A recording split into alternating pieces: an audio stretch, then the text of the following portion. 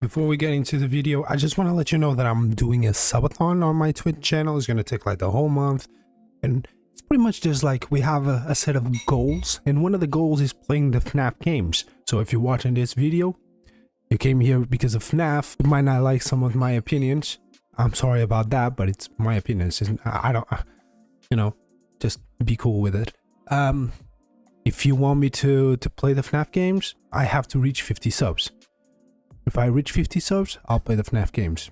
So follow me on Twitch and make sure to, you know, like and subscribe as well here on YouTube, because, you know, we're pretty close to be able to monetize the channel, and that will be really helpful. Anyways, hope you enjoy the reaction. Hopefully you don't get too mad about me. Hopefully you enjoy it. I tried not to talk a lot. I did. So enjoy the video. Go. Freddy's is arguably one of the most influential games. Five Nights at Freddy's is arguably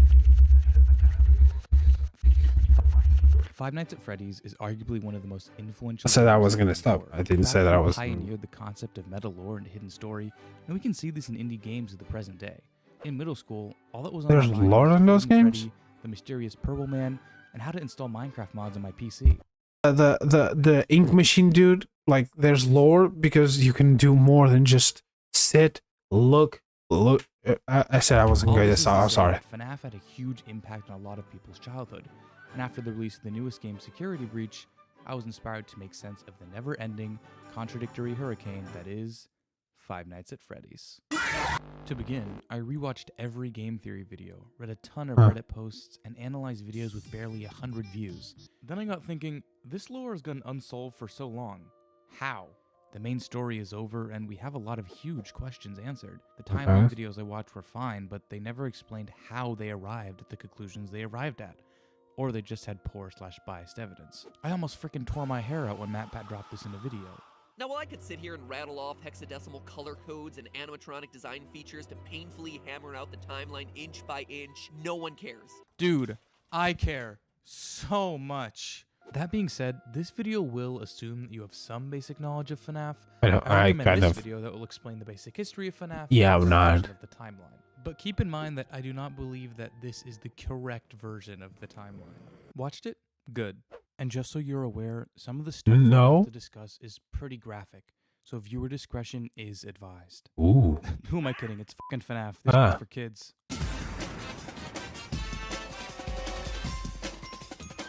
The Powerpuff Girls. So before we begin, I gotta get one thing out of the way. FNAF lore is goofy as shit.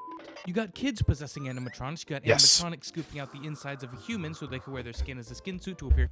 Just wanted to know, and let you know, I know a little bit of the FNAF lore because I watched Puffer react to it. I don't know a lot because I didn't really paid a lot of attention. Not paid. I didn't pay anything. I watched the movie. Okay, that's it. Human on the outside. He got the main villain of the series turning himself to computer code so he can go into a Matthew Lillard, and infect the entire world with his purple. It's one of the dumbest fictional lores of all time. I fucking love it. The reason it's so wacky is because the series has been rebooted like 3 different times. And it's because of these reboots that there is a lot of conflicting evidence, meaning that you can't really construct a correct timeline if you look at all the evidence objectively now in 2022. So we have to go back to August 8th, 2014, when Five Nights at Freddy's 1 was released. Now, it may be hard for the FNAF community to grasp, but Scott isn't God, okay? He didn't have frickin' Security Breach in his mind when he made FNAF 1. Hell, he didn't even have FNAF 4 in mind. The only hints of a story in the first game were newspaper clippings that hinted at 5 missing children, a mysterious yellow bear that said, "It's me," and that's honestly about it. Due to the first game's popularity, Scott released FNAF 2, which built on the story in 1, introducing a proper villain, a shadowy purple figure. New animatronics were introduced, along with the addition of mini-games and the reveal of a mysterious place called Red Bear's Family Diner or something like that. Scott has confirmed in an interview with YouTuber Daco that FNAF 2's story was not in mind during FNAF 1. However, when making FNAF 2, Scott had a clear vision of the story in FNAF 3. So when you were making Five Nights at Freddy's 1... Wait, what the fuck do you mean? What the fuck? Oh yeah, I didn't even thought about the story. I just put like random shit in the first game, and out of nowhere in the second game, I already had like a full story. What? Either you had the story before or you don't have the story. I'm pausing. I'm sorry. Planning on making a sequel? I definitely left a lot of things open-ended. You know, I did not have the entire story planned out. Was this meant to be the final game? I think when I was making that game, that was the end of a trilogy. The original, the story, was going to be 3 games. But it couldn't just end at 3. Fans were not happy with Springtrap's...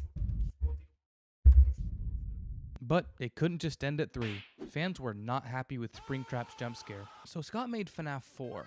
This was a complete departure from the story of the original trilogy, telling the tale of a child afraid of the animatronics at Fredbear's, ending in his inevitable death. Before we get to the 5th game, let's talk about something very important. Retcons. Scott has confirmed that he has properly retconned the story once, and I believe this is where he did it, in between FNAF 4 and FNAF 5, also known as Sister Location. Why here? Well, Sister Location changes the context of what happened in FNAF 4 drastically. The underground bunker in Sister Location is under the FNAF 4 house, someone was observing the crying child through cameras, and the Fredbear plushie is shown with a walkie-talkie, implying that someone is communicating to the crying child through the Fredbear plush. None of these details could have possibly been the original intention of the first 4 games. And we know that the first 4 games were supposed to tell one complete story. Prior to Sister Location, the purple guy is just a psycho killer, but now he's been given an actual character, humanized with the name It's about Mr. Afton. In FNAF 6, better known as Pizzeria Simulator, we get a lot of new voice lines, new characters are introduced, and these characters are named, a relative first for the series. The most important new character being Henry, Afton's business partner, slapped in for the final game. The reason I'm bringing all of this up is because it allows us to determine which pieces of evidence can be used where. For example, evidence from FNAF 4 can't really be used to explain Sister Location, but Sister Location can be used to explain elements of FNAF 4. This is because the concept of Sister Location did not exist when FNAF 4 was conceptualized. Here's an example. A popular fan theory says that this character from FNAF 4 is Circus Baby, but that cannot be the case as the concept of Circus Baby did not exist until Sister Location came out. So to sum this portion up, FNAF 1 through 3 is a contained story, Yes. 1 through 4 is a contained story, and 1 through 6 is a contained story. Got it? Okay, so let's touch on the most annoying game of the series. Don't give it up, Lupe. Don't give it up, Solo. Don't give it up, Nami. Remember how I said that Scott retconned the story in between FNAF 4 and 5? Well, that's because the story of FNAF 4 was ass. May I direct you to Dream Theory? Dream Theory was popularized by MatPat a while back as an explanation for FNAF 4. The theory being that the first 3 games were dreams that take place in the mind of the crying child, our 4th game protagonist. Coupled with the fact that Scott told us that the answer for FNAF 4 was controversial, I believe that Dream Theory was canon, at least at the time of FNAF 4. The evidence for it is overwhelming. Springtrap is explained, the animatronics coming to life is explained, Phone Guy is explained, the toy and withered animatronics are explained, Mangle is explained, Purple Guy is explained, even the shadow animatronics are explained. That must have sounded like nonsense to someone who's not into FNAF, but that's a lot of fucking evidence for this series. Scott even gave a hint during one of Game Theory's live streams. In the FNAF 4 minigame, why would the tiny toy Chica be missing her beak? The only answer that I can think of is that Crying Child saw this, and it appeared in his dreams in FNAF 2. But the smoking gun is the sound heard at the end of every night in FNAF 1 through 3. Oh, it's an alarm clock. It wakes you up. Grandfather clock. 6 a.m. It's time to wake up. It's a dream. Grandfather clock. The same grandfather clock that is outside of the crying child's room. I swear to God, I fucking n***ed when MatPat said that in his video. The implication here is that the grandfather clock doesn't end a security guard shift at 6 a.m., but instead wakes up the crying child from their dream at 6 a.m. If you want a better explanation of Dream Theory, you can always check out MatPat's old video. I'll link it in the description for you. So, prior to Sister Location, I do believe that FNAF 1 through 3 was a dream, but after Sister Location released, everything was retconned to be reality again. The reason I'm bringing all of this up is because a lot of FNAF 4's evidence was pointing towards Dream Theory and is thus dead in the current days of theory crafting. A lot of people in the community today still use pieces of FNAF 4 as hard evidence to prove something that probably wasn't even intended in the first place. And yes, I am aware of that cute little quote by Scott where he said, every little thing in FNAF 4 has meaning. Yeah, I know. But he said that at the time of FNAF 4's release. I think Scott is just like, honestly, this is just the opinion I'm going to give. You guys can talk all your shit in the comments after hearing me. I feel like the FNAF lore doesn't make sense because there's no lore whatsoever. And here's why I'm saying this. I feel like because he was just planning on making one game and saw, oh my god, I made a lot of fucking money. Let me make more. Oh, but the people want lore. These weirdos want lore for this, even though it's just literally a game where you sit, you know, and animatronics are, you know, moving and shit and scaring you. I mean, you know what? Let's just throw shit towards them, and they're gonna make. Oh, okay. This means this. This means that. Yeah, sure. Yeah, William Afton. Yeah, I think that's a guy. Yeah, sure. Oh yeah. Let's make more. Let's make more games. People didn't like this one. Let me make the other one. Okay. Oh. Just remember, you know, for the geeks, everything means something. And got everyone hooked. And now we can just keep making games after games after games after games, and people will buy it, will play it. Stop using Pigtail Girl as evidence for missing children. Damn, I got a little heated there. My bad. Okay, to summarize that section, if you didn't understand the past 8 minutes of bullshit I've been saying, that's fine, because we're starting the timeline from square one right now. Please explain Five Nights at Freddy's. Okay. William Afton was co-owner of Freddy Fazbear Pizza, and then Freddy Fazbear becomes Tony the Tiger in the new game. Before we even start placing events on the timeline, every good story has to have its characters, and we have quite a few to cover, so here we go. So first up, we got our funny little purple man himself, William Afton, and his wife Afton. William and wife have 3 kids, 2 sons and a daughter. How do we know this? Well, we know that William Afton is purple guy, and purple guy drives the purple car in this minigame. Also, orange guy drives the purple car, meaning that orange guy and William Afton are one and the same person. Orange guy talks to his son on the couch. This son has gray text, the same text as the brother from FNAF 4, and the brother from FNAF 4 has a younger brother, the crying child. Also in FNAF 4, there is a girl's room implying the existence of a daughter. Therefore, William has 3 children. And that is just a taste of the insane logic paths that you need to take to make sense of anything in this series. Okay, so the last character of importance for now is Henry. Henry probably has a wife, and we know that he has a daughter. How do we know this? Well, Henry makes it pretty easy on us. At the end of FNAF 6, Henry straight up says that he has a daughter. My daughter, if you can hear me. We even know the names of some of these kids. The older brother from FNAF 4 is named Michael because, well, he straight up tells us in Sister Location, Father, it's me, Michael. And Henry tells us the name of William's daughter. Why does he sound like he's 50? FNAF 6. Connection terminated. I'm sorry to interrupt you, Elizabeth. As for Henry's own kid, we can turn to the non-canon FNAF book trilogy. In the books, Henry's daughter is named Charlie, so we'll just use that name for the parallel game timeline. Crying Child's name hasn't really been revealed yet. A lot of evidence points it towards being Evan, but I'm not really comfortable using that name since it hasn't been 100% figured out yet, so we'll just call him Crying Child. Alright, so we've got the Afton family consisting of William Afton, wife Afton, Michael Afton, Elizabeth Afton, and Crying Child Afton, and we have Henry's family consisting of Henry, his wife, and his daughter Charlie. Okay, now we can finally start the frickin' timeline. Hello everybody, my name is Markiplier and welcome to Five Nights at Freddy's. Okay, so first we'll place events that have confirmed years of occurrence, and then we'll use those reference points to place it. I'm not talking about his explanation. His explanation was great.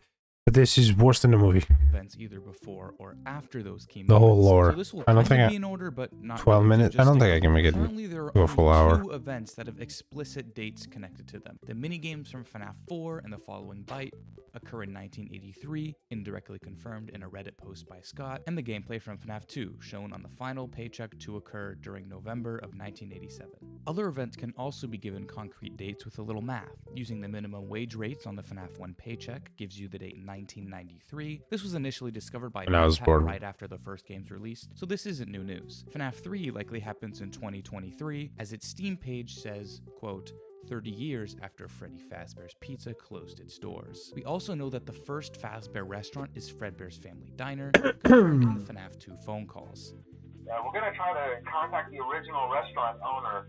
I think the name of the place was Fredbear's Family Diner. Therefore, we can place its founding at first in the timeline. The date of this event is relatively unimportant, but it probably occurs sometime in the 1970s. Okay, so that's all the events with dates connected to them. Now we can go chronologically. Okay, so first is the founding of Fredbear's Family Diner. Fredbear's was founded by Henry and William, as Henry calls Afton an old friend in the FNAF 6 True ending. So don't keep the devil waiting, old friend. Confirming that they are indeed business partners just like they were in the books. Fredbear's is the restaurant we see in FNAF 4, housing 2 golden animatronics, Fredbear and Spring Bonnie. These 2 are Springlock suits, meaning that they function both as an animatronic robot and a mascot suit that people can climb inside. We learn how they work in the FNAF 3 vintage training tapes. When using an animatronic as a suit, please ensure that the animatronic parts are tightly compressed and fastened by the spring locks located around the inside of the suit. Try not to nudge or press against any of the spring locks inside the suit. Do not touch the spring locks at any time. Do not breathe on the spring locks, as moisture may loosen them and cause them to break loose. In the case that the spring locks come loose while you are wearing a suit, please try to maneuver away from populated areas before bleeding out, as to not ruin the customer experience.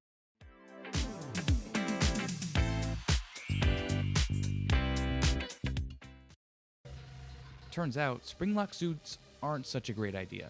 The tiniest drop of moisture can cause the locks to trip, causing the suit to unfold into animatronic mode, crushing whoever is inside. Makes Luckily, no sense. That hasn't happened yet. After the success of Fredbear's, the 2 founded Fazbear Entertainment, and along with it, the first Freddy Fazbear's Pizza. The Fazcoins in FNAF VR confirm that Freddy's opened in 1983, and this is backed up in the FNAF 4 Fredbear and Friends copyright date on the television. This is when the classics, Freddy Fazbear, Bonnie, Chica, and Foxy, are built and placed in the restaurants. These guys are not Springlock suits, just robots. So we've got 2 restaurants and 2 founders. Fredbear's founded sometime in the 70s, and the first Freddy's being founded in 1983.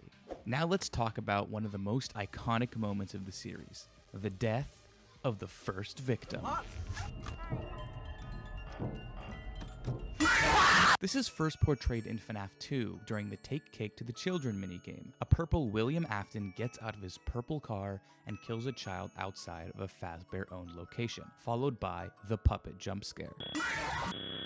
This implies that the first victim's soul possesses the puppet. Oh yeah, by the way, the souls of dead children inhabit the living endoskeletons of animatronics. That's going to be happening a lot in the future, so don't be surprised. Okay, that story seems pretty clear-cut, but the debate still rages on about where this happened.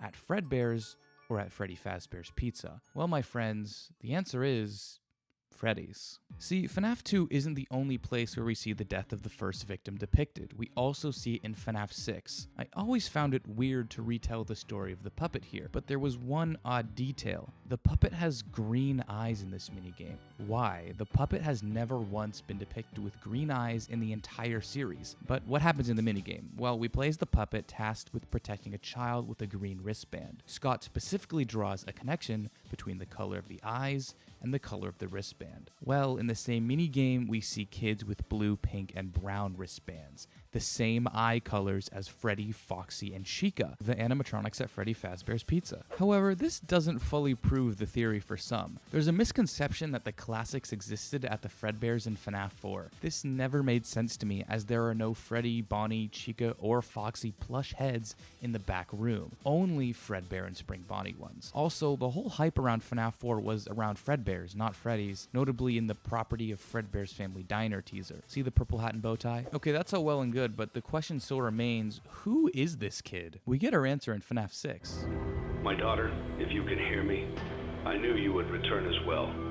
It's in your nature to protect the innocent. I'm sorry that on that day, the day you were shut out and left to die, no one was there to lift you up into their arms, the way you lifted others into yours. That's right, the soul that inhabits the puppet is none other than Henry's daughter, Charlie. This is also how we know that this is the first murder of the series. In the insanity ending of FNAF 6, Henry says this. A wound first inflicted on me, but then one that I let bleed out to cause all of this. Okay, but that raises an even bigger question. Why would William Afton kill his best friend's daughter?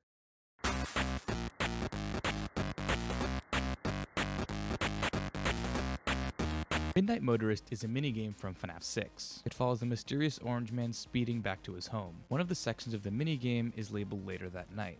So, which night is this? Account for the fact that Orange Guy is driving a purple car, heavy rain is falling, and tire tracks are seen outside of the security puppet minigame. This is the night of Charlie's murder. There are a lot of details to account for in this minigame. The first is the banging soundtrack. Holy shit! The second is a location called Junior's, and some people think that this is the FNAF 2 location, but this doesn't make any sense. The FNAF 2 Freddy's was marketed as a bigger and better Freddy's, not a smaller one. Not to mention the fact that it opened in 1987. Way further down the timeline. Junior's is probably a bar, because at this point, there is no reason for William to be turned away from a Fazbear location. We also know that this happens in 1983, not only because of the later that night detail, but because the bite victim of 1983, or Crying Child, is still presumably alive. Evidence? Well, William returns home to find someone sitting on a recliner, watching TV. This is our first chronological look at William's oldest son, Michael. He seems sympathetic for someone, saying that he's had a rough day. Boom, there it is. That he is William's youngest son, the Crying Child. William bangs on his door, but no answer. He comes around from the outside to see that the window has been smashed, and there is a pair of three-toed footprints on the ground, and human footsteps walking past said footprints. This means that the child was not stolen away by an animatronic, but just broke out himself and ran away. Notice how William is unsurprised to see the footprints, almost as if he is the reason they exist. They're gonna show his surprise. That his son has ran off to that place again, and that he will be sorry when he gets back. So what is that place, and what do the footprints mean? There are multiple possibilities. That place could be Freddy's, Fredbear's, or it could be the unmarked grave right outside the house. But who could be dead so early in the series? Easy, it's William's wife. It explains why he's not allowed into the bar. He's been drinking away the pain, which is also why he is aggressively speeding through traffic. It also explains why he murdered Charlie in a drunken rage, angry at Henry for having a perfect family. That doesn't explain. Also that does not explain. You know, for someone to kill someone because someone else has a perfect family, he would be a serial killer. He would be killing every child ever to make it. It's not like he killed her and that's it. You know, obviously, apparently he killed more because there's a lot of shoots and the only kids were there, according to what I saw in the movie. So if he killed her because he hated how his friend had the perfect family, he would have got to kill the guy's wife, probably him as well, or just the wife and the child. He would have gone to someone else, kill the wife, kill the child. That's literally Criminal Minds. That's a Criminal Minds episode right there. That makes no sense. Not because, he's drunk, raged, and he kills a young girl in the middle of the night. House in FNAF 4. The floor plans are extremely different, and the Midnight Motorist house is in the middle of a frickin' forest. Our answer comes from William and his wife's relationship. At the end of every night in Sister Location, we watch a television show called The Immortal and the Restless. It follows Vampire Vlad and his human wife Clara arguing over their son, and whether or not the child is Vlad's. Happening now. Clara, I tell you, the baby isn't mine. Count, I tell you that it is. You're the only vampire I've ever loved. And the baby turns his bottles into powdered milk.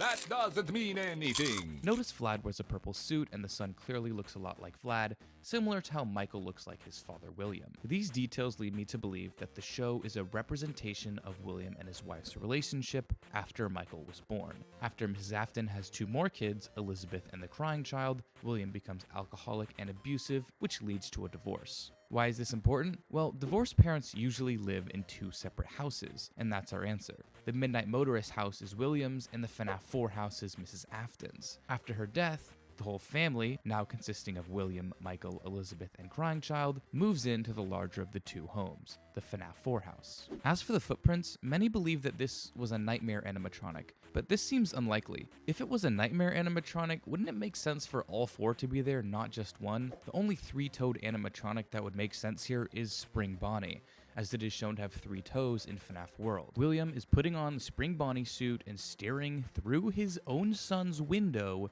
to prevent him from going to his mother's grave.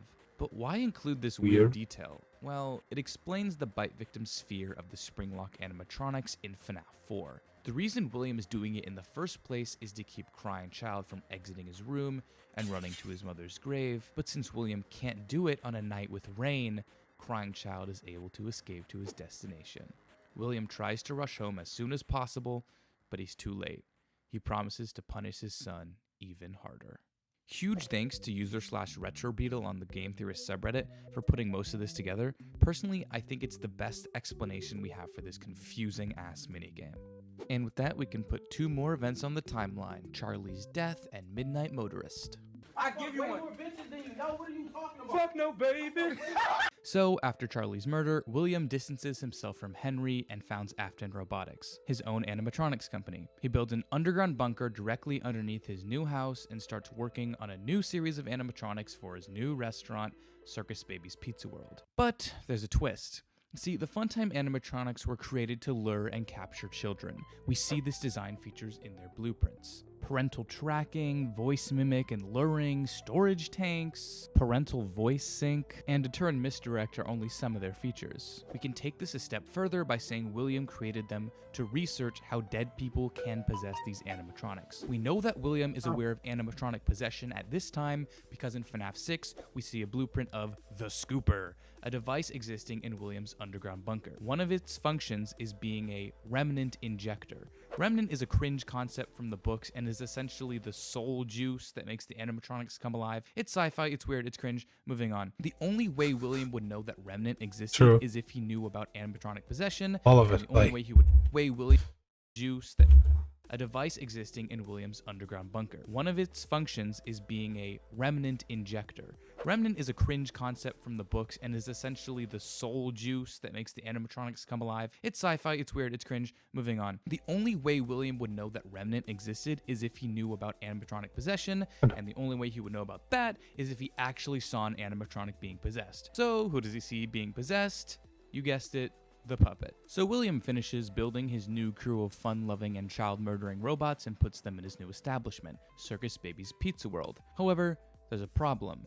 His daughter Elizabeth really wants to see the restaurant's main attraction, Circus Baby. We hear her begging William to let her see Baby in sister location. Daddy, why won't you let me play with her? Daddy, you let the other children go see her. Didn't you make her just for me? William refuses, knowing that if Elizabeth gets too close to the animatronic clown, Baby's programming would attempt to either kill or capture Elizabeth. But despite his orders, Elizabeth goes to see Baby anyway. We hear the following events from Baby's perspective in sister location. Did you know that I was on stage once? It wasn't for very long. Only one day. I would always count the children. I'm not sure why. 2, then 3, then 2, then 3, then 4, then 2, then none. They usually played together in groups of 2 or 3. There were 4, then 3, then 2, then 1.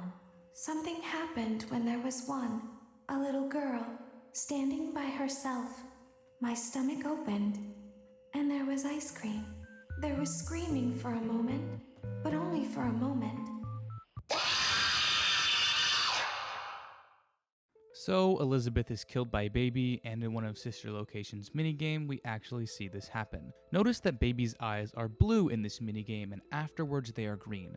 This implies that Elizabeth's soul now inhabits the circus baby animatronic, and that William was likely the one that aided in that process. Elizabeth's death causes William to shut down the restaurant on its opening day. The incident is covered up by claims that there were gas leaks in the building, and the Funtime animatronics, including Baby, are retired to William's underground bunker. The reason I'm placing this event before the bite in FNAF 4 is simple. The girl's bedroom in FNAF 4 is empty, implying the death of the child. This may seem like a violation of a rule about FNAF 4 not being allowed to explain sister location, but this one's a special case. See, the empty sister's room has zero narrative impact on the story of FNAF 4.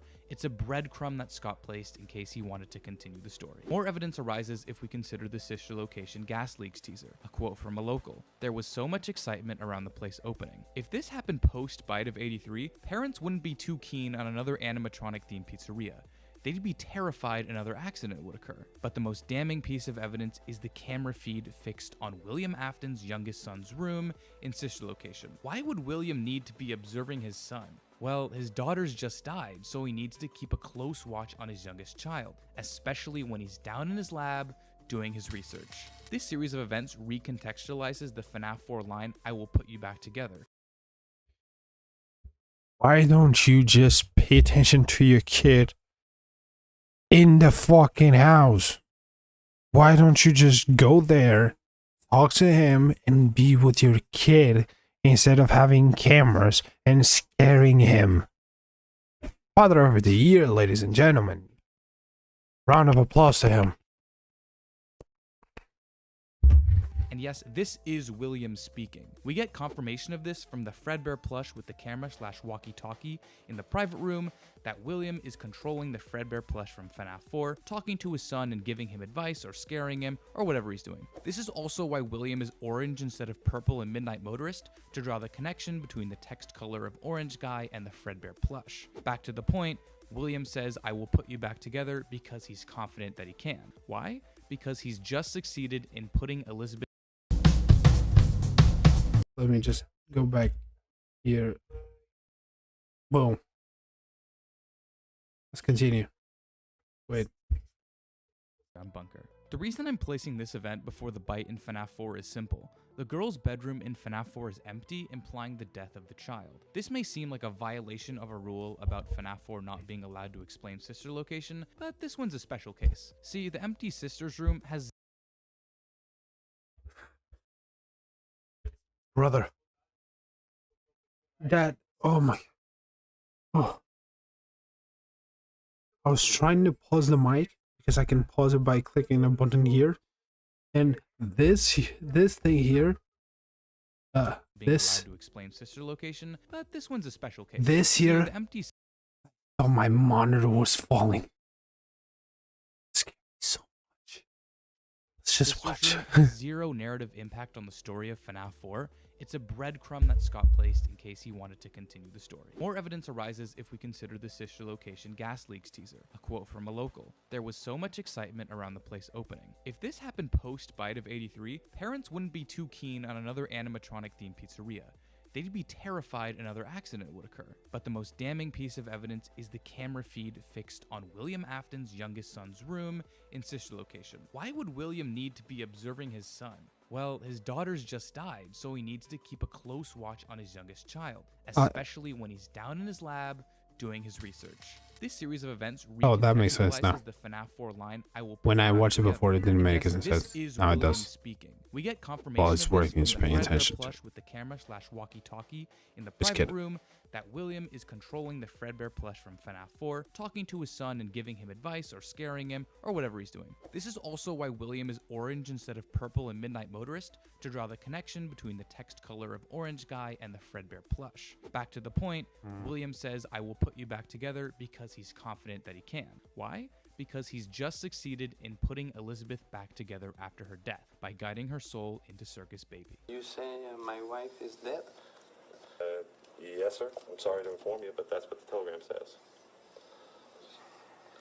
High five! There's a very popular theory that William's wife inhabits the Funtime animatronic Ballora. While a lot of evidence definitely suggests the theory, I don't think that Mrs. Afton is possessing Ballora. My theory is that after she dies sometime before Midnight Motorist, William is grief-stricken, and when he builds the Fun Times, he builds an animatronic in her image, Ballora. Some voice lines in Ultimate Custom Night seem... Is he fucking the doll? Or the robot? Do we know all parts of the anatomy of the doll? Or the robot?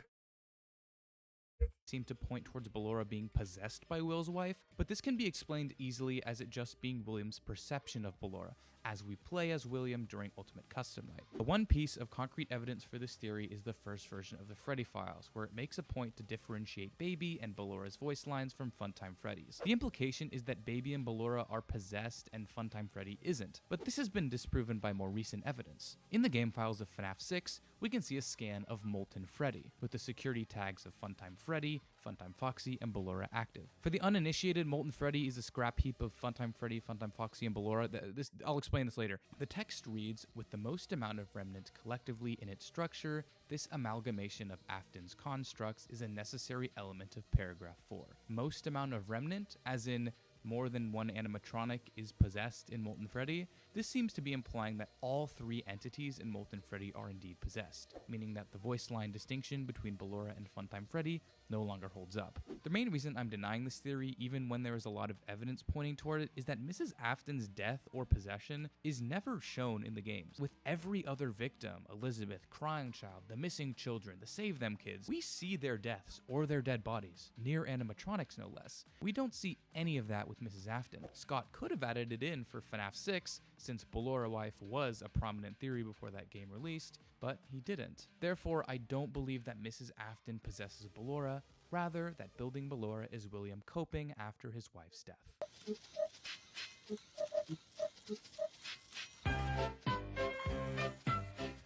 To preface, the Nightmare animatronics are the big bads of FNAF 4, incarnations of the original 4 animatronics, Freddy, Bonnie, Chica, and Foxy, but with sharper teeth and withered shells. My theory for the Nightmares is that William built them after Elizabeth died to stop his son from going to any Fazbear-related establishment That makes no in order sense. to prevent any more of his children dying and...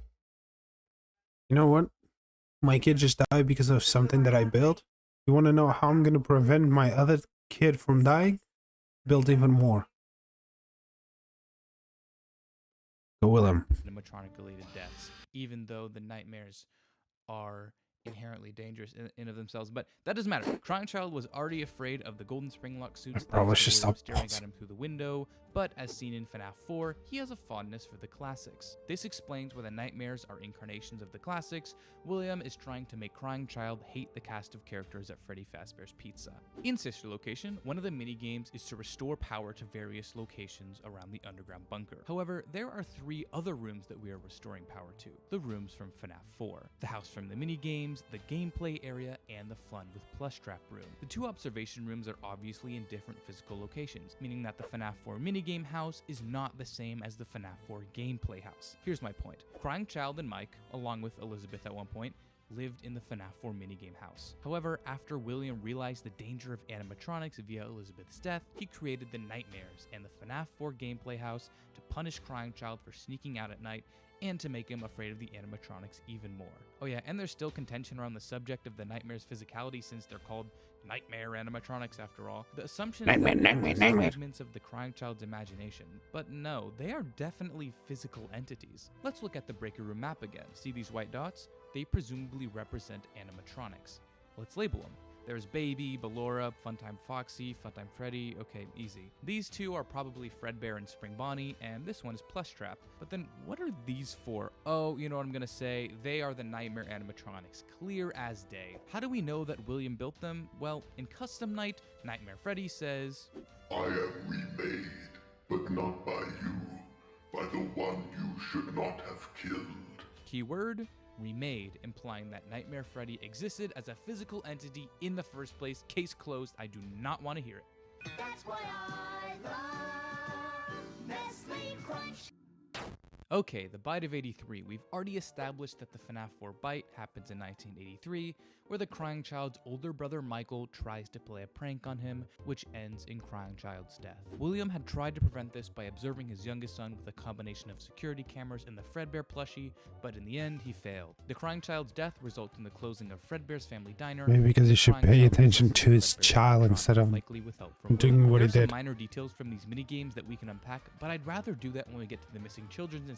So, crying child dies and Fredbear's closes. With that, we can finally move on from 1983. I hope you die in a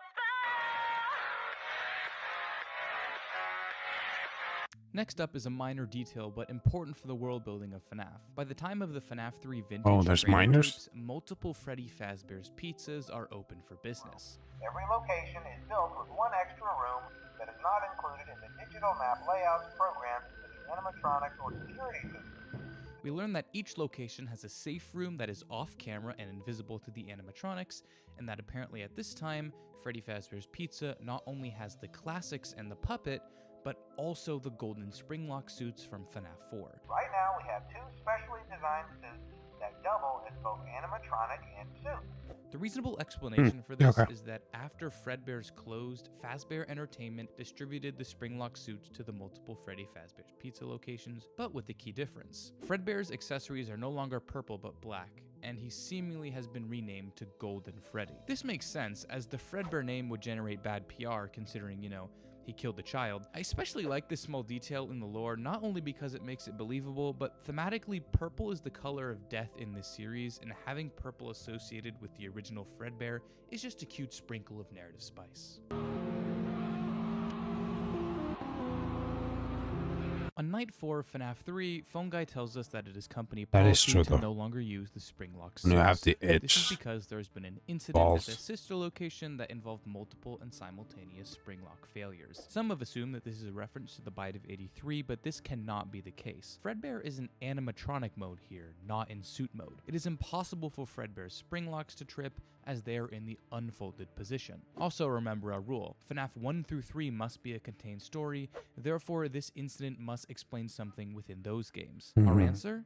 The Shadow animatronics. On rare occasions in FNAF 2, you will encounter Shadow Freddy in Parts and Service or Shadow Bonnie, better known as RWQ. If the incident at the sister location is a simultaneous failure that involves springlocks, it means that two employees wearing a Fredbear and Spring Bonnie suit bled out and died due to misuse of the suits. They went on to become shadowy versions of the suits they died in. More evidence relating to Shadow Freddy proves that they are employees. How does Shadow Freddy know where the safe room is? The only ones who know where it is are management and employees. Therefore, Shadow Freddy is probably an employee. The incident results in the discontinuation of the golden springlock suits, and they are retired to another location to be looked at by technicians. Man, these kids, man, talking shit, making me feel bad. Man, fuck them kids, bro. In FNAF 3, Phone Guy makes note that the costume has been noticeably moved. This matches the events described in the FNAF 1 newspaper clippings. A man, William, is disguising himself as a mascot and luring kids into the back room. This leads us into a controversial take. Oh, he's an actual Minecraft user. The new Fazbear Frights FNAF books, Into the Pit,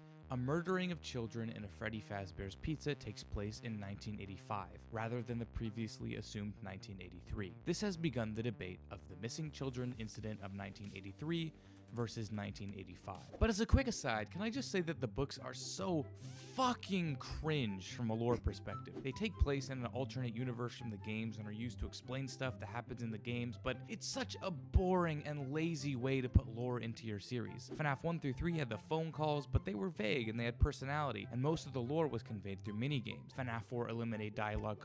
Oh, most of this was just made up. Probably most of them don't even connect with anything. It has people thinking like, oh, so the three, so there's things that happen in the 3 games, and then there's something happening in 4 games, and there's something happening in other games. Somehow they correlate to this, even though they don't. Even though this and that and this and that, and it's just something that the creator just decided to put, and people decided to make lore of it. To say, oh yeah, everything is connected and everything, and it's just not. literally just a game about a guy looking at a security camera and being attacked by suited people. It could literally be like serial killers in their suit and just trying to scare the security guard, like his friends and shit. He doesn't even get scared, he just gets taken to a room. Completely Doesn't get killed, I mean. He gets scared. Made dialogue the entire narrative. But it is so boring when the shit is just explained to you in a series like FNAF. The whole appeal is that the story happened, but we never see the events. Is boring. That's what lore is, and why we will never get a game at Fredbear's. It would ruin the mystery. Anyway, the main evidence for Missing Children Incident 83 is that this little girl in the FNAF 4 minigame states that you'd better watch out, I hear they come to life at night, and if you die, they hide your body and never tell. But what does that even mean? Does that mean this girl witnessed the children getting murdered? No, notice the wording, I hear they come to life at night. This is a commonly told rumor among the kids, and you could even go as far to say that in the context of FNAF 4 Dream Theory gave the crying child nightmares of the animatronics coming to life, even though in Sister Location the nightmares were retconned to be real. Another argument used is that the Core 4 plushies show up in the crying child's final death scene. Are these the spirits of the missing children?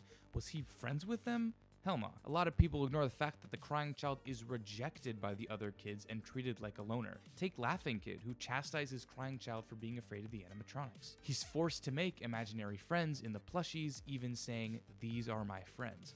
Of course, his only friends, even if they're imaginary, would show up next to him while he was dying.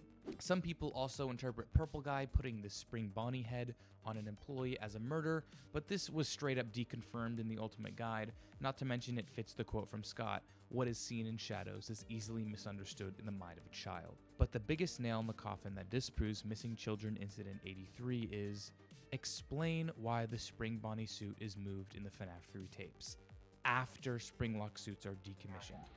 Management has also been made aware that the Spring Bonnie animatronic has been noticeably moved and would like to remind employees that this costume is not safe to wear under any circumstances. Since Springlocks are still active during the time of the bite, and Missing Children Incident must happen when the Springlock suits are decommissioned, Missing Children Incident must happen after the bite. It's Chekhov's animatronic murder suit. If the Spring Bonnie costume is noticeably moved, it must mean that the Missing Children Incident is occurring. And another nail in the coffin because I wanted to. Phone Guy works at the Freddy Fazbear's Pizza location that the Missing Children Incident takes place in, which means if the Missing Children Incident occurred before the bite of 1983, he would have to know of Fredbear's Family Diner, which closed in 1983. But in FNAF 2, Phone Guy says Fredbear's Family Diner like it's an alien concept to him. This tells us that at the time of the Missing Children Incident, the concept of Fredbear's has been successfully erased from the mind of the public. Even the upper management staff at Freddy's don't know about it. So on June 26th, 1985, William disguises himself Was it the as remnant? Bonnie and They got them five like children at a Freddy to Fazbear forget. Pizza and stuffs their bodies into the remaining 5 suits: How Freddy, did they Bonnie, forget? Chica, Foxy, and Golden Freddy. As seen in the Give Gifts, Give Life minigame, Charlie possesses. Here's the thing. If we're talking like 1995, there's not a lot, obviously there's no internet, there's not a lot of coverage on that thing, so you probably just hear that shit in maybe in a newspaper. I don't even know if there were any news. Probably not a lot of families had TVs to watch the news, so they probably don't know a lot about that. So just a couple people. So if they just move states, like 2 states, I don't know where this is it, but like let's say this is like in Ohio and they go to Texas, or the other way around. You know, it's more than just a couple states, but let's say that makes sense why nobody knows about this, because, you know, new staff, new everything, they never heard about this. But if this is like a big thing, if it's countrywide, how do they erase that from people's mind? If this shit was like a huge success, how do they do that? The puppet guides each child's soul into the animatronics, letting them walk again as robots. Oh yeah, and this Freddy's is the same one as the FNAF 1 Freddy's, as the Foxy Go Go Go minigame layout is the same, so yeah. Let's back up a bit. In FNAF 6, we get this super random minigame called Fruity Maze, where a car hits this girl's dog, and then the girl is led away by William in a Spring Bonnie suit. The consensus is that this girl is named Susie and is the child who goes on to possess Chica. Therefore, Fruity Maze occurs in 1985. We also know that Susie was the first to be killed of the missing children due to withered Chica's ultimate custom night. You're the first. I was the first. I have seen everything. Wasn't it supposed to be a child? Why did it sound like she's 30? I'm sorry. The inclusion of the dog is really weird and random, and when the game came out, the biggest theory was that the dog would go on to possess Mangle in FNAF 2. The main evidence was the dog's appearance, missing an eye and all, and in an Ultimate Custom Night cutscene, Mangle is referred to as a dog. This theory has lost traction, mostly because Mangle was created for the 1987 FNAF 2 pizzeria, and the missing children incident where Fruity Maze takes place is in 1985. That's a whole 2-year gap. However, a detail that a lot of people have forgotten is the name of Mangle's previous form. Funtime Foxy. In FNAF World, it was revealed that when Mangle was whole, it was named Funtime Foxy, not the assumed toy Foxy. Come sister location, we are introduced to the Funtime animatronics. This isn't just a silly little coincidence. Scott could have named them the Playtimes, the Goofballs, or the Shit Farts, anything but Funtime, and I would not have batted an eye. But there is an obvious connection here. Pairing this detail with the Mangle toy in the FNAF 4 girls' bedroom indicates that Mangle existed long before FNAF 2. However, even though there is a lot of evidence that Mangle could be a dog, there is no explanation of how that could have happened. Our best theory for this is that the Mangle scene in the FNAF 4 bedroom is a prototype for the Funtime Foxy in sister location. As we see in the FNAF 1 newspaper clippings, Freddy's closes due to the multiple tragedies as well as the state of their animatronics. William is charged but not jailed as the bodies couldn't be found. Fazbear Entertainment looked for a buyer of the pizzeria but couldn't, and the pizzeria closed somewhere toward the tail end of 1985. Hello? So, if he was still charged, that means it has to be like a big thing on the news. People would know about this, so they would never allow him to open. And no one would take their kids there. Right? I don't... Hi. 2 years later, in 1987, Freddy's is back on its feet with the FNAF 2 location. It's been rebranded as a new and better Freddy Fazbear's Pizza, with new toy incarnations of Freddy, Bonnie, and Chica based on previous merchandise, along with a new character, Balloon Boy, and possibly an old one, Funtime Balloon Foxy. Boy. The old gang from the FNAF 1 pizzeria have been moved to the FNAF 2 location for parts, Freddy, Foxy, Bonnie, Chica, along with the puppet who's been placed in the prize corner. Within the first couple weeks of opening, the kids tear Funtime Foxy apart, leaving the mess that is Mangle. Jeremy Fitzgerald is our blue-collar night guard, and we're told that he is the second one to work at this location, and by the looks of his paycheck, it's Jeremy's first week on the job. Sometime during the week, an investigation begins, and Phone Guy tells Jeremy that no one is allowed in or out, especially concerning previous employees. This is a reference to the first night guard who worked there, the night guard that was moved to the day shift. This is obviously William, and the events of the Save Them minigame has just occurred. 5 more kids have fallen victim to the shadowy purple man. Phone Guy makes note that the animatronics are acting differently, meaning that they are now possessed by the 5 new children. After night 6, Jeremy moves to the day shift to watch over one final birthday party, and is told to stay close to the animatronics. Seeing that Fritz Smith, a new guard, replaces Jeremy on night 7, it's safe to say that Jeremy is probably injured in what is known as the Bite of 87. Jeremy lives, confirmed by Phone Guy in FNAF 1. It's amazing that the human body can live without the frontal lobe. Fritz is then fired the next day for tampering with the animatronics and odor. On night 6, Phone Guy mentions information surrounding the investigation. Someone used one of the suits. We had a spare in the back, a yellow one. This is the same night that Golden Freddy enters the fray, implying that William used the Golden Freddy suit as opposed to the Spring Bonnie suit. Why? Well, remember what Phone Guy says in the vintage tapes of FNAF 3. The previously mentioned safe rooms are being sealed at most locations, including this one. Work crews will be here most of the day today, constructing a false wall over the old door face. Nothing is being taken out beforehand, so if you left anything inside, then it's your own fault. Many interpret this to be William himself being trapped in the safe room, but this isn't plausible, as the calls take place in 1985, and William can't be trapped until the FNAF 1 location closes in 1993. Solution: when I was born. It wasn't William who was trapped inside the wall in the FNAF 1 location, it was just the Spring Bonnie suit, hence why it wasn't transferred to the FNAF 2 location with Golden Freddy. It also explains why Spring Bonnie is in the safe room in the FNAF 3 End Night minigames. It was left there by William all the way back in 1985. This also means that when William killed the Save Them kids, he was wearing the Golden Freddy suit with the spirit of a dead child inside of it. That must have been fucked up for that child to experience. It would sure suck if that child had the ability to trap their killer in a purgatory-like state, leaving him to suffer for eternity. Now would be a good time to mention Michael. After killing his brother and hearing of his father's misdeeds, he has taken it upon himself to try and free the souls of the animatronics. He heads to the FNAF 2 location and works there under the alias Fritz Smith. We know this because Michael's name is shared with the FNAF 1 night guard, Mike Schmidt, who was also fired for the same reasons as Fritz was. This is the headcanon that has been adapted by the community and is generally well accepted and understood as true canon. Now, we can move on to where it all started. Michael Afton, aka Mike Schmidt, works at the FNAF 1 Freddy Fazbear's Pizza, which, might I remind you, is the same pizzeria that the missing children incident occurred in 1985. The current year is 1993, and Mike works here for 7 nights, fired for odor and tampering with the animatronics. We know that it's Mike because when the player dies, we get a shot of 2 blue eyeballs hanging out of a Freddy suit. As seen in the sister location custom night end scenes, Mike has blue eyes. The only mystery to unveil here is the Golden Freddy It's Me, which can be Mike has blue eyes. The only thing out of a Freddy suit. As seen in the sister location. They all have? Am I tweaking? They all have blue eyes.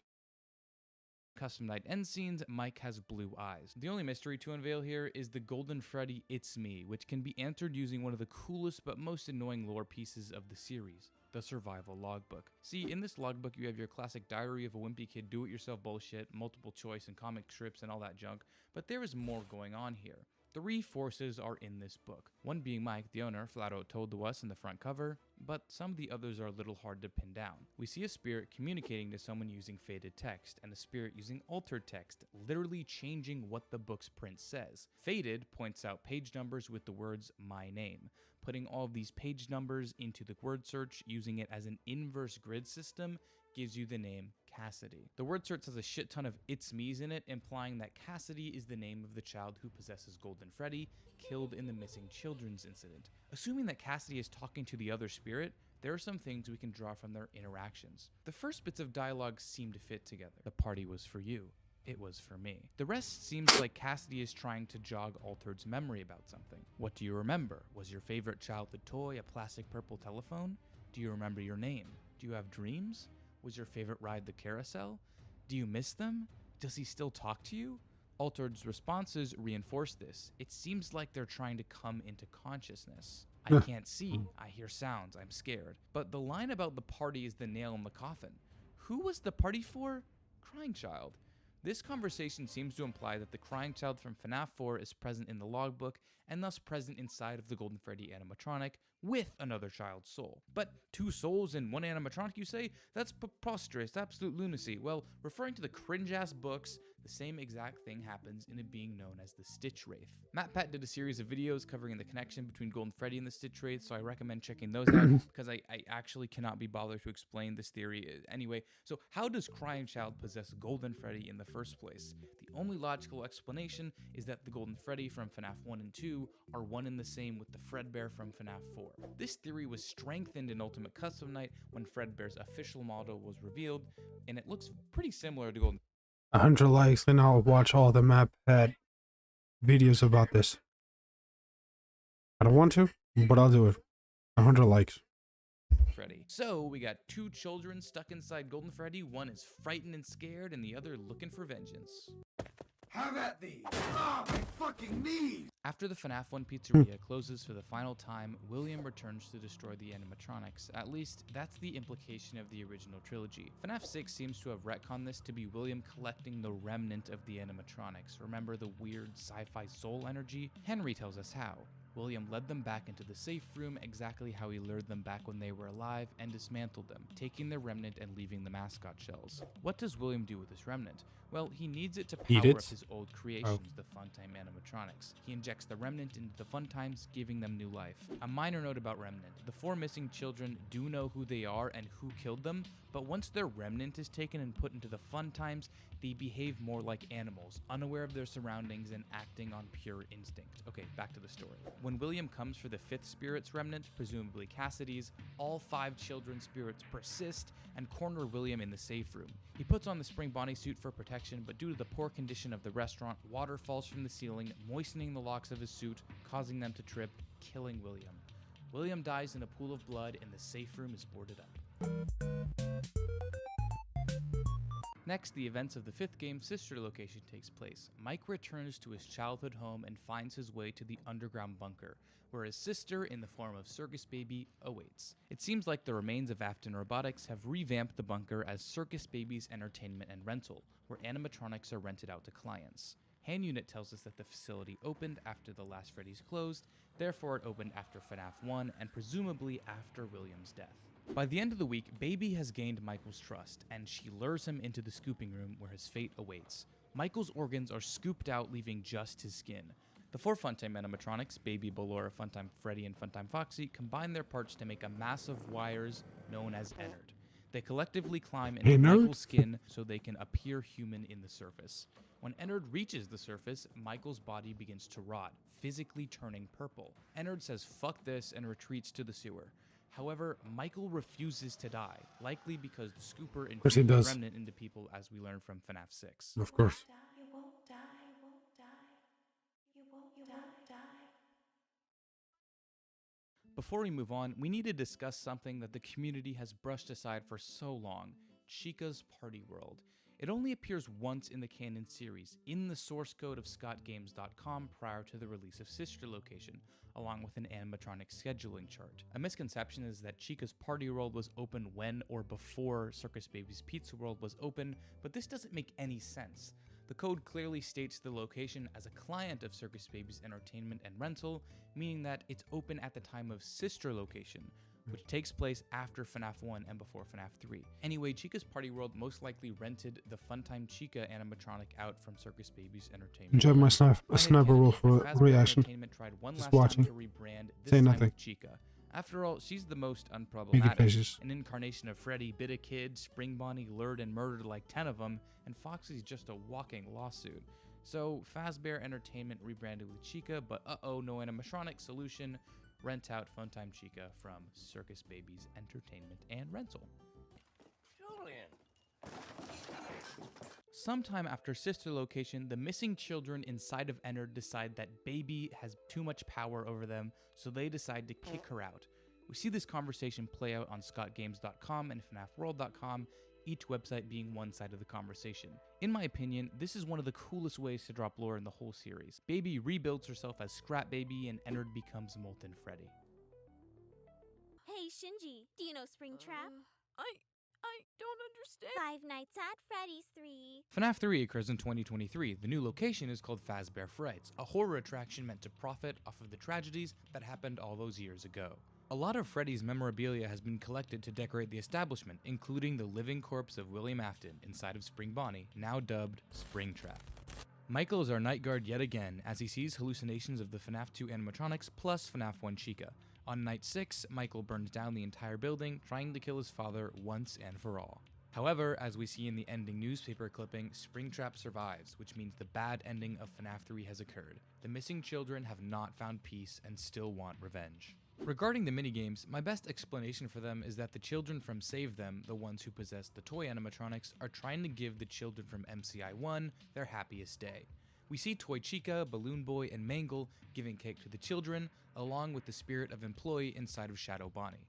The final Happiest Day minigame is definitely meant to parallel the birthday party of FNAF 4. Obviously, this wasn't intended at the release of FNAF 3 because it was meant to be the final game, but Scott connected Happiest Day to FNAF 4 by inverting the layout of the restaurant and matching the colors of the lights and the balloons. The 4 kids here are the ones killed in the missing children incident, minus the spirit that possessed Golden Freddy, Cassidy. The one in the Golden Freddy mask is Crying Child, William's son, as we know that the party in FNAF 4 was for him. The puppet gives the Crying Child cake and all of the spirits are finally put to rest. The placement of Happiest Day is pretty shaky. Before the release of Security Breach, I was pretty sure that it took place after FNAF 6, but Steel will kind of fuck the whole lore because there's some evidence that the spirit of Crying Child is still present in the FNAF universe, which means that the missing children are likely present as well, which is pretty cringe. The frick going on?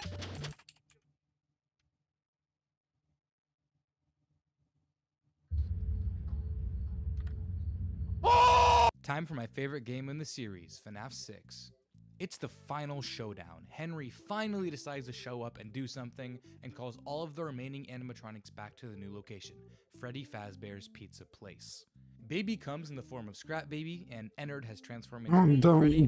Then there's the puppet. Don't say it like that. Don't say it like that. The last time we saw her was in the FNAF 2 location in 1987, so there's no telling what could have happened to her after that. All we need to know is that Henry designed a new animatronic, Lefty, to capture her using a combination of lullabies and controlled shocks to take her to the pizzeria. William is also lured to the establishment, but he looks a little different. Bone lips and a big-ass nose are not exactly what I'd call scary, but sure, Scott. The explanation for this change in appearance comes from FNAF 4. Look at this spare Spring Bonnie head in the backroom shelf.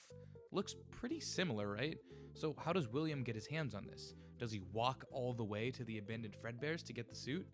No, the likely answer is that the suit was already present in Fazbear Frights, as the location had gathered a multitude of Fazbear memorabilia. In the Insanity ending, we get explanations of how shit in the Fazbear universe works. There are these little audio lures called rasks that simulate children and were likely used in FNAF 3 to lure Springtrap away, and also in FNAF 6. We learn that the Scooper is infused with Remnant, we learn Lefty's purpose, and that Ballora, Funtime Foxy, and Funtime Freddy are still present in Molten Freddy. The game itself also does some impressive world building. Every day we can purchase animatronics from different catalogs, the most notable being Funtime Chica, Music Man, and El Chip. While Funtime Chica was likely rented out to Chica's party world from Afton Robotics, like we talked about earlier, El Chip and Music Man are probably You should have started with El Chip. as we see incarnations of them in Security Breach. In the true ending, a line from Henry tells us that Mike is the player character once again. And to you, my brave volunteer, who somehow found this job listing not intended for you. Although there was a way out planned for you, I have a feeling that's not what you want. I have a feeling that you are right where you want to be. The remaining animatronics, Mike and Henry, all burn in a final blaze, ending the horrors to Freddy's name. We get a final end card showing 5 gravestones, representing the 5 missing kids, Gabriel being Freddy, Fritz being Foxy, Susie being Chica, Jeremy being Bonnie, and the covered gravestone being Cassidy in Golden Freddy. Charlie's grave overlooks all of them. This theory was strengthened at the end of the graphic novel trilogy, as we see her grave in the book. Yourself.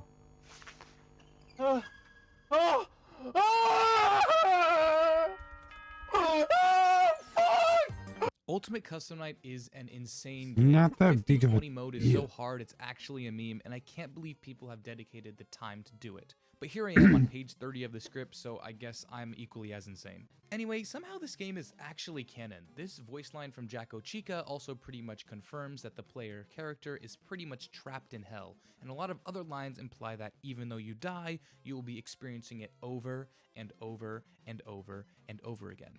So who are we playing as? Well, for the first time, it's not Mike, it's William. As Henry said in FNAF 6, the darkest pit of hell has opened up for us, and we will be forced to play Five Nights at Freddy's. Forever. In the background of the mediocre melody's death voice lines, we can hear a child's voice echoing softly. This is how it feels, and you get to experience it over and over and over again, forever. I will never let you leave. The voice call for this character is Vengeful Spirit. If you set Old Man Consequences to 1 and catch a fish, you get slapped into the 4th glitch of FNAF World. That sentence probably sounded like fucking nonsense, but fuck it, I've written over 10,000 words over the course of 3 months, I am not going to go into depth about it. In this glitched area, Old Man Consequences tell you to leave the demons to his demons, rest your own soul, there is nothing else. Well, it's pretty clear that whoever he's talking to doesn't take his advice, as when you beat 50/20 mode, we get a cutscene of Golden Freddy, twitching, eyes remaining glowing and vigilant, refusing to rest. Also, this proves that Golden Follow me Freddy on is a Twitch. Springlock suit. The twitching is almost identical to Springtrap's twitching in the FNAF 3 trailer, so Golden Freddy equals Fredbear, triple confirmed, bada boom. The consensus of the community here is Bada boom, that bada boom. Cassidy, the vengeful spirit, is keeping William in eternal damnation at the cost of his own soul finding peace. So yeah, that's the entire canon lore FNAF, completely solved. Uh-oh. Okay, I'm gonna be completely honest. I don't really like the new era of FNAF. FNAF 6 was just the perfect end for the series, and the new series is just so iffy. So, since I have significantly less passion for it, I'll give a rough outline of the story as opposed to going in detail with evidence, as the new generation of FNAF is less lore-based and more of a narrative. Years after FNAF 6, Fazbear Entertainment wants to cover up the damage done to their brand by making a VR game, making fun of the horrific tragedies that had happened at their establishments decades ago. Turns out they were pretty lazy and scanned some old animatronic circuit boards into their game, which somehow caused old Willie Afton himself to be trapped in the VR game as a computer virus, manifesting as the entity Glitchtrap. Glitchtrap's goal is to escape the game and make it back into reality, and he tries via possessing the mind of a person wearing a VR headset. He tries it on an employee named Jeremy, who goes insane and slices his face off with a paper cutter. A beta tester sees this and finds Glitchtrap, splitting him up into 16 parts within the VR game, preventing him from possessing anyone else. However, if you, the player, gather all 16 parts, Glitchtrap possesses you and he leaves the game. This is also where a new antagonist, Vanny, is introduced, a follower of Glitchtrap, who we are presumed to play as during the game. Along with the VR game, a service that delivers animatronics to your home is developed. A couple years later, Fazbear Entertainment builds the Mega Pizzaplex on top of the FNAF 6 location, and people start going missing again. I'll try trans VR. orphan named Gregory is trapped there one night, and with the help of his animatronic friend, Glamrock Freddy, he finds William back in the real world again, being kept functional by Vanny. Freddy and Gregory burn the place down, and that's how the stage has been set for Security Breach's DLC, where a young girl returns to a ruined pizzaplex. Oh yeah, by the way, the new era of FNAF brings back literally every spirit, like none of them are allowed to rest. Cassidy is a video game, Charlie is stuck in a room underneath the pizzaplex or something, Michael is Glamrock Freddy, I'm pretty sure, and the animatronics from the delivery service become this abomination. See, I told you, I don't really like the new era of FNAF. But regardless, I would have told you the full story in detail if it was solvable. It simply isn't right now, and I know that's like a speedrunner saying that sub-hour isn't possible and getting sub-hour on the next run, but I truly believe Steel Wool needs to study up on how to convey information to create a coherent narrative. If you want a really good analysis of what Security Breach and Help Wanted have to offer lore-wise, I definitely suggest checking out FNAF's lore series on that. And I'm actually pretty excited for the Ruin DLC. I did play Security Breach and enjoyed the gameplay, not much the story, but I still do enjoy the game. And I just want to give a shout out to my friends on Instagram for being my FNAF lore consultants and helping me getting re-caught up with what is going on in the FNAF community. So yeah, can't wait for what's next with the franchise, Ruin. I mean, I keep saying that I think Scott, that's his name, right? The creator. I think he just threw shit to a wall without even thinking, and people just decided to make connections where there were not connections at all, and y'all just decided to, yeah, let's make this bigger than what it really was, and it was literally just a guy looking at a camera and getting attacked by animatronics or by people in suits. Anyways, thank you for watching.